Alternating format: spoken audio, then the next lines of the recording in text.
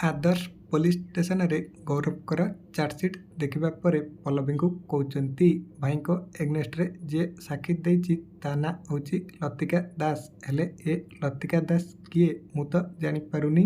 ଆଦର୍ଶଙ୍କ ପାଖରୁ ଏମିତି କଥା ଶୁଣିବା ପରେ ପଲ୍ଲବୀ ଆଦର୍ଶଙ୍କୁ କହୁଛନ୍ତି, ଆମେ ଆମ ଗାଡ଼ି ଡ୍ରାଇଭର ପାଖକୁ ଗଲେ ସେ ହିଁ କହିପାରିବ ଏ ଲତିକା ଦାସ କିଏ।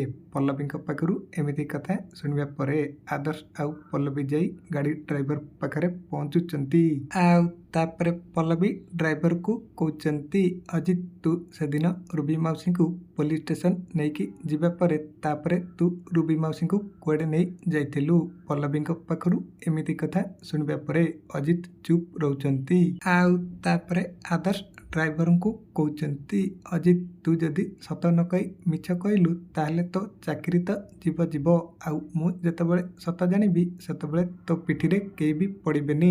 ଆଦର୍ଶଙ୍କ ପାଖରୁ ଏମିତି କଥା ଶୁଣିବା ପରେ ଅଜିତ ପଲ୍ଲବୀଙ୍କର ଗୋଡ଼ ଧରି କହୁଛନ୍ତି, ମୋତେ କ୍ଷମା କରିଦିଅନ୍ତୁ ମ୍ୟାଡ଼ାମ, ସେଦିନ ମୁଁ ଆପଣଙ୍କୁ ମିଛ କହିଥିଲି। ରୁବି ମ୍ୟାଡ଼ାମ କହିଥିଲେ ମୁଁ ସତ କହିଲେ ସେ ମୋର ଚାକିରି ଖାଇଦେବେ।